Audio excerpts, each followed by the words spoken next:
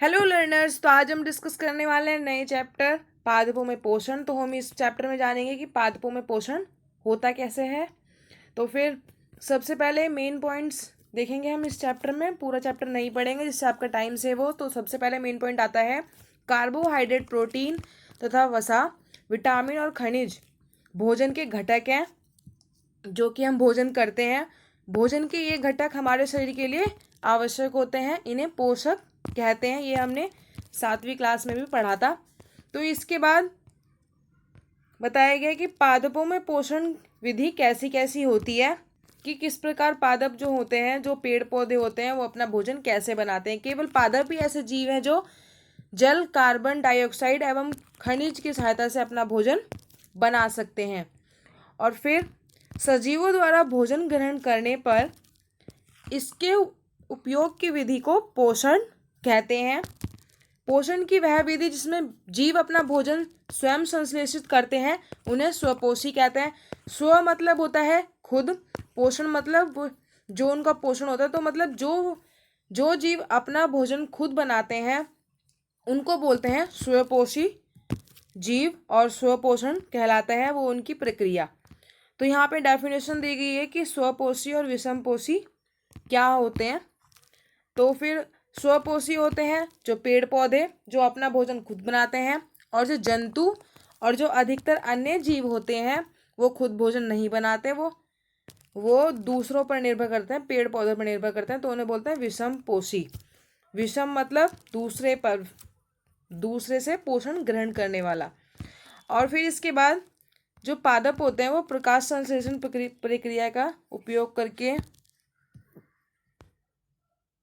बनाते हैं भोजन। तो फिर पादपों में जो पत्तियां होती हैं वो पादप की खाद्य फैक्ट्रियां कहलाती हैं, मतलब भोजन बनाती हैं पत्तियां। और फिर इसके बाद है पत्ती की सतह पर उपस्थित सूक्ष्म रंध्रों द्वारा वायु में उपस्थित कार्बन डाइऑक्साइड प्रवेश करती है, और जो उसके छोटे छोटे रंध्र होते हैं, छिद्र होते हैं, उन्हें हम रंध्र कहते हैं। और जल एवं खनिज वाहिकाओं द्वारा पत्तियों तक पहुंचाया जाता है, पत्तियों तक पहुंचाया जाता है। जल खनिज जड़ों द्वारा पत्तियों तक पहुंचता है।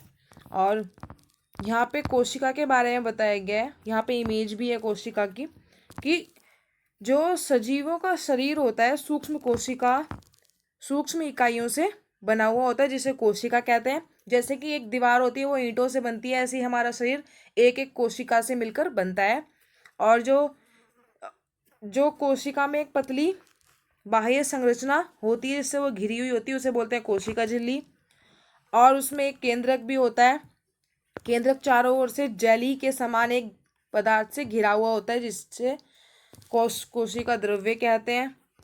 और पत्तियों में एक हरा वर्णक भी होता है। पत्तियों में एक हरा वर्णक होता है जिसे बोलते हैं क्लोरोफिल। क्लोरोफिल सूर्य के प्रकाश की ऊर्जा का संग्रहण करने में पत्ती की सहायता करते हैं, और इसे ऊर्जा का उपयोग जल एवं कार्बन डाइऑक्साइड से खाद्य संश्लेषण में होता है, क्योंकि खाद्य संश्लेषण सूर्य के प्रकाश की उपस्थिति में होता है, इसके लिए इसको बोलते हैं प्रकाश संश्लेषण। और फिर जो क्लोरोफिल सूर्य का प्रकाश, कार्बन और डाइऑक्साइड जल प्रकाश संश्लेषण के लिए आवश्यक है। इस पृथ्वी पर यह एक अद्वितीय परिक्रम है और पत्तियों द्वारा सौर ऊर्जा संग्रहित की जाती है, और सभी जीवों के लिए सूर्य ऊर्जा का चरम स्रोत है। और फिर इसके बाद देखते हैं, यहाँ पे हमें एक इमेज दिखाई गई है पत्ती की, कि आखिर पत्तियों में कैसे कैसे रंध्र होते हैं। रंध्र द्वार ये वाला होता है, ये द्वार कोशिकाएं होती हैं, ये जो है इसके साइड में ये वाला, और कुछ नहीं है इसमें। और स्टार्च भी एक प्रकार का कार्बोहाइड्रेट है। और जो प्रकाश संश्लेषण की इमेज को हम इस तरीके से देख सकते हैं कि प्रकाश संश्लेषण होता कैसे है। धूप आती है और वो पत्तियों द्वारा ग्रहण कर ली जाती है। कार्बन डाइऑक्साइड लेती है हमारी पत्तियाँ, और पत्तियों में होता है क्लोरोफिल। और जड़ जो होती हैं वो लेती हैं जमीन से जल और खनिज। तो इस प्रकार पौधे बनाते हैं खाना प्रकाश संश्लेषण द्वारा, जिससे कि हमें भी खाना मिलता है। और फिर अब देखते हैं शैवाल क्या होता है। शैवाल वो होता है, जैसे कि हम किसी दीवार पर या फिर किसी तालाब के किनारे देखेंगे तो वहाँ पे कुछ हरा हरा सा होता है, उसे बोलते हैं शैवाल। और शैवाल भी जो होता है वो भी प्रकाश संश्लेषण द्वारा ही अपना भोजन बनाता है। पादपों में कार्बोहाइड्रेट के अतिरिक्त अन्य खाद्यों का संश्लेषण। हाँ, तो उसमें अब प्रकाश संश्लेषण द्वारा जो उसका प्रक्रम होता है, पादप कार्बोहाइड्रेट का संश्लेषण करते हैं। कार्बोहाइड्रेट कार्बन, हाइड्रोजन एवं ऑक्सीजन से बनता है। और प्रोटीन नाइट्रोजनी पदार्थ है, जिसमें कार्बन डाइऑक्साइड और ऑक्सीजन के अतिरिक्त नाइट्रोजन भी होती है।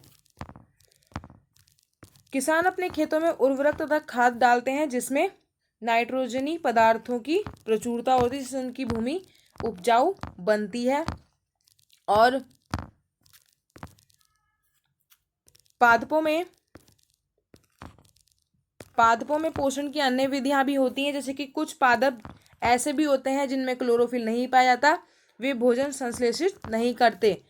और जो मनुष्य होते हैं, मनुष्य और अन्य प्राणियों की तरह ये पादप भी अपने पोषण के लिए अन्य पादपों द्वारा निर्मित खाद्य पर निर्भर रहते हैं। इन्हें बोलते हैं विषमपोषी प्रणाली का उपयोग। ये करते हैं विषमपोषी प्रणाली का उपयोग, और जिसका एक बहुत अच्छा एग्जाम्पल है अमरबेल। अमरबेल दिखती है कुछ इस तरीके से, यहाँ पे इमेज में देख सकते हैं।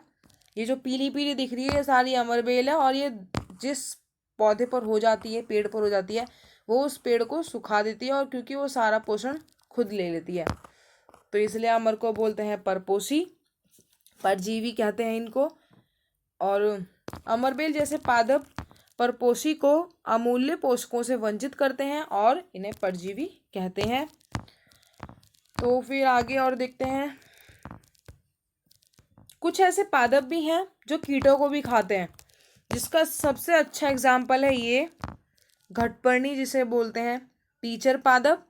इसमें घड़े से बने हुए होते हैं, और जो कोई भी जीव जो होता है, इस वाले जो पत्ते से लगे हुए हैं इनके यहाँ पे, इस पर कोई बैठता है तो वो फिसल के इसमें चला जाता है, और फिर इस जीव को, वो कीट को पचा लेते हैं, जिससे वो अपना भोजन बनाते हैं। और कीटों का भक्षण करने वाले ऐसे पादप कीटभक्षी पादप कहलाते हैं, जिसके दो एग्जाम्पल हैं हमारे पास। वीनस फ्लाई ट्रैप और सनड्यू कीटभक्षी, इसके दो उदाहरण हैं। और फिर मृतजीवी, कुछ ऐसे जीव भी होते हैं जो मृत चीज़ों पर पाए जाते हैं, सड़ी गली चीज़ों पर पाए जाते हैं। इन सब के एग्जाम्पल हैं, जैसे कि ये मशरूम, ये सड़ी गली चीज़ों पर पाई जाती है। छत्रक जो होते हैं वही मशरूम के लिए नाम लिया गया है ये। और फिर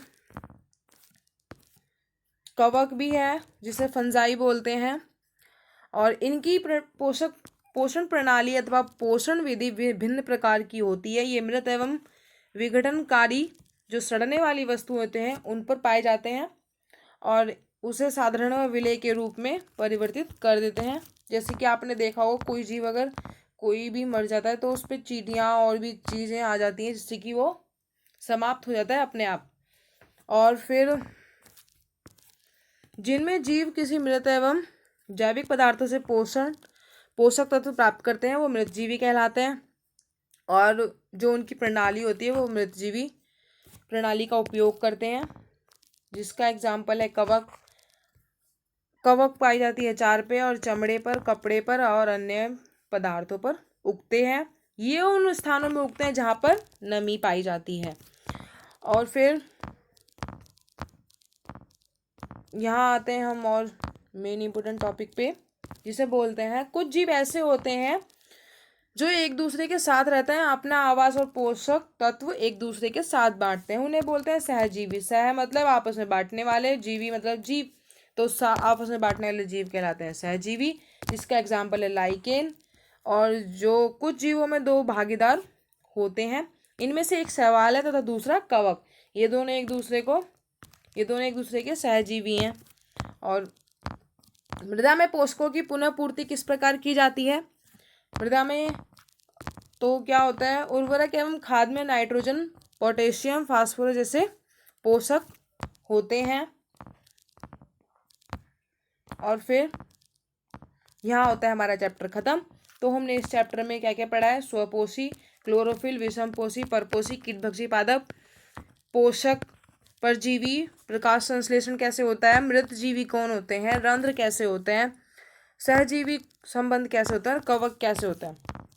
फिर एक यहाँ पर भी एक पॉइंट आता है कि यहाँ पे बताया गया है सबसे लास्ट में कि जो पादपों के लिए प्रकाश इतना महत्वपूर्ण है कि उनकी पत्तियों की वृद्धि उनके प्रकार अनेक प्रकार से होती है, जिससे कि वे अधिकतम प्रकाश ग्रहण कर सकें और ज़्यादा ज़्यादा प्रकाश को एकत्रित कर सकें। तो वीडियो अच्छी लगे लाइक करें, अपने दोस्तों के साथ शेयर करें और मेरी सारी वीडियोस को देखने के लिए सब्सक्राइब भी करें। Thank you.